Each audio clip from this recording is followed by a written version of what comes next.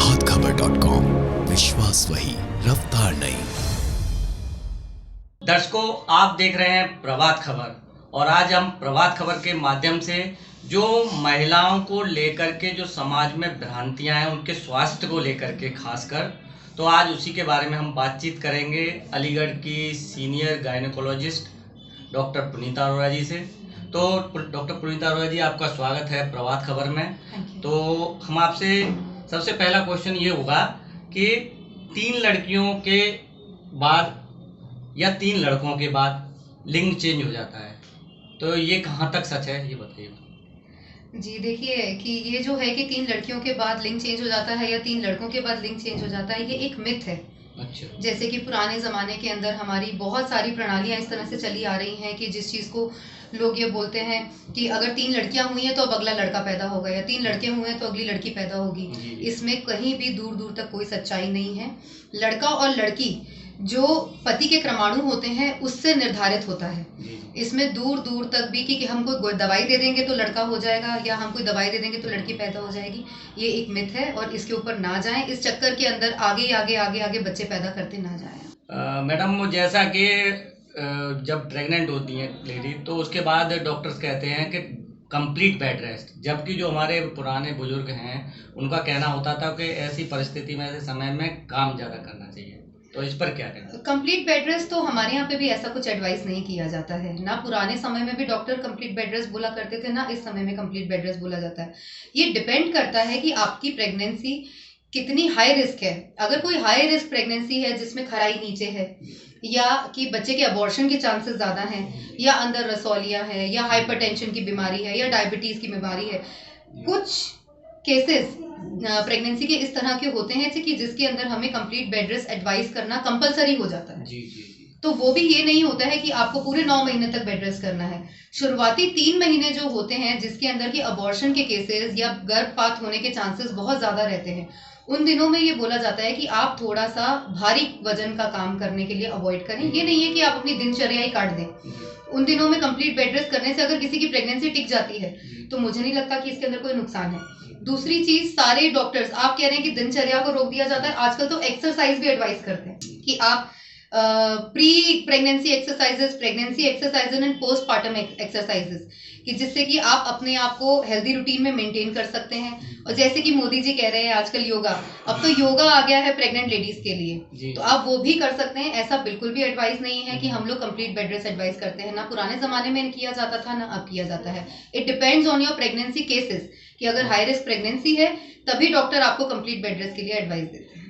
अच्छा, जैसे कि कोई बच्चा सिजेरियन होता है तो फिर जैसा कहा जाता है कि सिजेरियन के बाद जो अगला बच्चा होगा वो भी सिजेरियन होगा, तो इसमें कहाँ तक सच्चाई है? नहीं समझिए, ऐसा बिल्कुल भी नहीं है कि अगर एक बच्चा सिजेरियन हुआ है तो अगला बच्चा भी सिजेरियन होगा। ये डिपेंड करता है कि अगर सिजेरियन किस वजह से हुआ था, नीचे हड्डी का रास्ता सकड़ा होने की वजह से हुआ था या बच्चा आड़ा होने की वजह से हुआ था या बच्चे को कोई डिस्ट्रेस हो गया था जिसकी वजह से हुआ था। अगर किसी का हड्डी का रास्ता नीचे सकड़ा है तो वो तो जिंदगी भर रहने वाला है। फिर चाहे एक केस आपका सीजर हुआ हो तो अगला केस भी सीजर ही आपको करवाना पड़ेगा। लेकिन अगर किसी और कारणवश सीजर हुआ है कि बच्चे की धड़कन गिर रही है या कुछ, अगर आप 3 साल का भरपूर गैप एक प्रेगनेंसी के बाद डालेंगे तो टांके मजबूत हो जाते हैं। अगले बच्चे के लिए अंदर नॉर्मल ट्राई दिया जा सकता है और ऐसे बहुत बच्चे हमारे हॉस्पिटल में प्रीवियस सीजर के बाद नॉर्मल डिलीवरी हुई भी है। जैसा कि देखा गया है कि महिलाओं पे ये आरोप लगाए जाते हैं या पुरुषों के द्वारा कहा जाता है कि लड़कियां ही लड़कियां हो रही हैं, लड़का नहीं हो रहा, तो कहाँ तक महिलाएं लड़कियों के लिए जिम्मेदार है? महिलाएं लड़कियों के लिए साइंटिफिक तरीके से बिल्कुल भी जिम्मेदार नहीं है, इंडियन तरीके से हर तरह से जिम्मेदार है। तो मेडिकल रूप में तो जो एक्स वाई क्रोमोसोम जो हम कहते हैं कि अगर एक्स एक्स आएगा तो लड़की होगी, एक्स वाई होगा तो लड़का होगा, तो जो एक्स और वाई क्रोमोसोम होते हैं वो पति के पानी से जाते हैं, पति के क्रमाणुओं डिसाइड करते हैं कि ये लड़का होगा या लड़की होगी। तो और साइंटिफिक तरीके से ये प्रूफ भी है, इनके ऊपर कई कागजी कार्रवाई, पेपर, सब चीज जनरेट हो चुकी है। पर हमारी इंडियन सोसाइटी इस चीज को मानने के लिए तैयार नहीं है। घर में अगर एक बर्तन भी टूटेगा, लड़के के हाथ से गिर गया तो कोई शोर नहीं होगा, लड़की के हाथ से गिरा तो पूरा घर सिर पे उठा लिया जाता है। यानी कि अगर लड़के के लिए खासकर लेडीज ना होकर के पुरुष जिम्मेदार है। पुरुष जिम्मेदार है, लेडीज जिम्मेदार। और पुरुष भी क्या जिम्मेदार है, उनके हाथ में थोड़े ना है कि उनके कौन से क्रमाणु जाएंगे। ये तो एक कुदरत है। जो भगवान की देन है कि आपको क्या मिलने वाला है, ये जेनेटिक है, आप इसको कंट्रोल नहीं कर सकते। आप इसे कंट्रोल नहीं कर सकते कि हम एक्स डालेंगे या वाई डालेंगे, लेकिन लड़कियों को इस चीज के लिए जिम्मेदार ठहराना कि ये हमें एक लड़का नहीं दे पा रही है, ये टोटली गलत है। जी मैडम, जैसे कि निसंतान दंपतियों की इस समय ज्यादातर संख्या बढ़ रही है, तो ऐसा क्यों हो रहा है?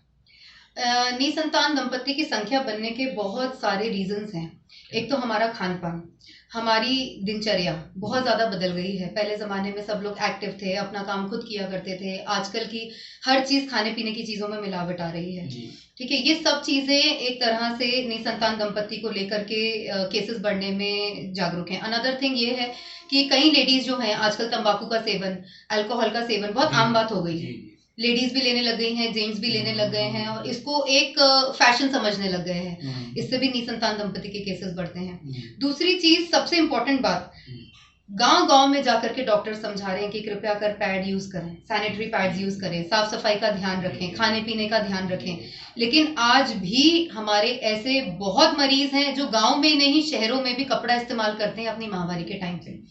गंदा कपड़ा जिससे आपने घर में पोछे लगाए हों, सफाइयां की हों, उसको आप कितना भी धुल देंगे वो साफ कैसे हो जाएगा? और माहवारी के टाइम पे नीचे से रास्ता खुल जाता है, अगर आप उसको इस्तेमाल करेंगे तो वो सारा इन्फेक्शन यूट्रस में चढ़ता है। वहां से सफेद पानी की दिक्कतें, खुजली होना, इन्फेक्शन होना, टीबी के चांसेस बढ़ना, ये सारी चीजें बढ़ जाती हैं, जिससे की वजह से नलियां बंद हो जाती हैं। नलियां बंद होने से निसंतान दंपति के केसेस बढ़ते चले जा रहे हैं। तो जिस तरह अब जैसे महिलाओं में रसौली का केस भी ज़्यादातर अब देखने को मिल रहा है, तो रसौली के केस मामले में क्या ऑपरेशन ही होता है या कुछ और? देखिए, पहले तो मैं ये बताना चाहूंगी कि रसौली कैंसर नहीं है जी। सबसे बड़ी मिथ जो आजकल के ज़माने में लोगों को बोलते हैं कि आपको रसौली हो गई है जी, कैंसर है ये आपको। रसौली कैंसर नहीं होती, यहाँ पर होती गांठ है, बिनाइन ट्यूमर होता है ये। रसौली अगर 5 सेंटीमीटर से छोटी है और बच्चेदानी के अंदर मौजूद है, तो आजकल नई तकनीकों के हिसाब से कुछ दवाइयां ऐसी आई हैं कि जिनसे हम रसौली को बिना ऑपरेशन के काट सकते हैं। या अगर कोई महिला है जिसको माहवारी बंद होने वाली है और उसके बंद होने में कुछ ही समय रह गया है, साल 6 महीने रह गया है, तो अगर माहवारी बंद होगी तो रसौली अपने आप ही श्रिंक होती जाती है, मतलब कि साइज में कम होती जाती है और घुल जाती है। तो उन दिनों में भी रसौली के ऑपरेशन गाइड नहीं किए जाते।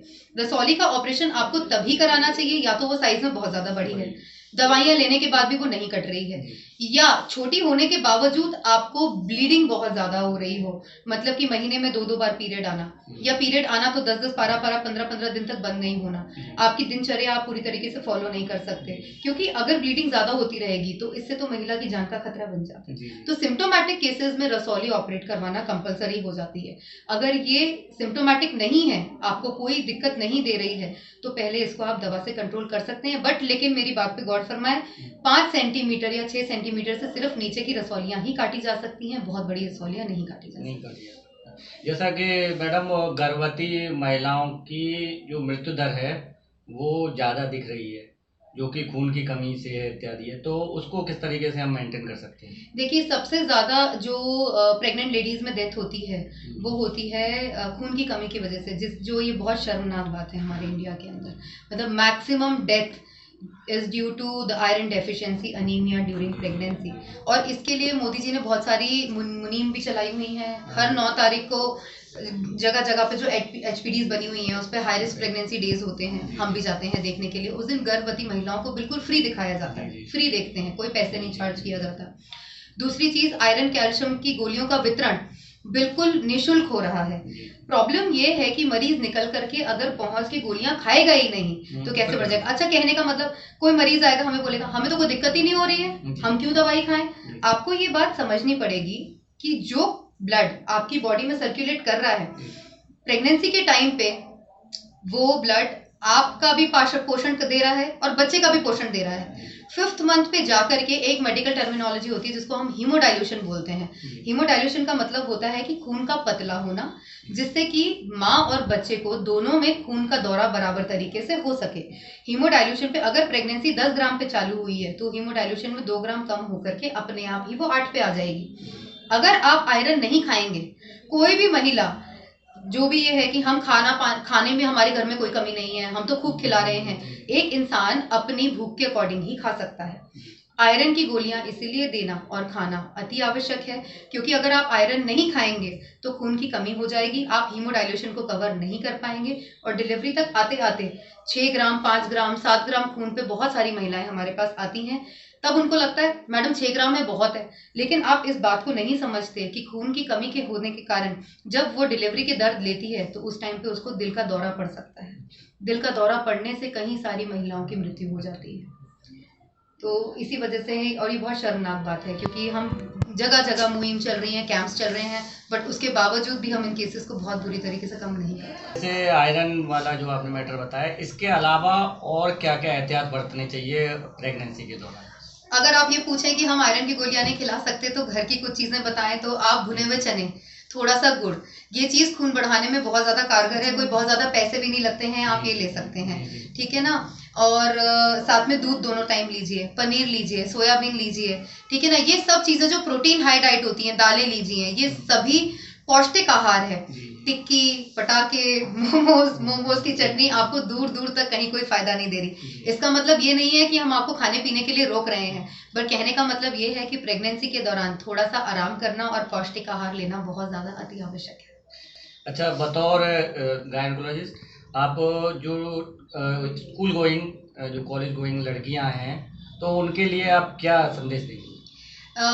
कॉलेज गोइंग लड़कियों के लिए मैं ये संदेश देना चाहती हूँ कि आपको बेटा नॉर्मल माहवारी क्या होती है ये बारे में पता होना चाहिए। नॉर्मल माहवारी जो होती है वो 28 दिन की होती है। कई बार कॉलेज की जो लड़कियां होती हैं उनको पीरियड्स के दौरान प्रॉब्लम होती है, 2-2, 3-3 महीने पीरियड्स चढ़ के आते हैं या बार बार आते हैं, या साफ सफाई का ध्यान के बारे में नहीं पता, तो उससे बात करने में शर्माइए मत।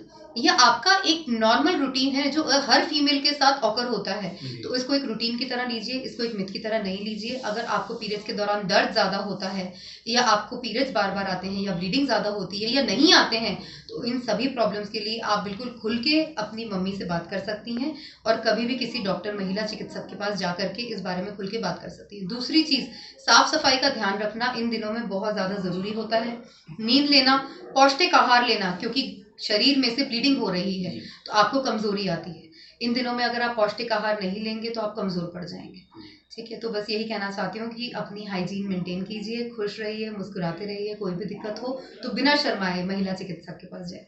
तो देखिए, डॉक्टर पुनीता अरोड़ा ने आज कई ऐसे जो मिथ हैं जो कि समाज में फैले हुए हैं, महिलाओं की जो स्वास्थ्य है उसको लेकर के, उसको क्लैरिफाई किया, और साथ ही साथ और प्रेगनेंसी के दौरान क्या क्या एहतियात बरतनी चाहिए सभी बताया।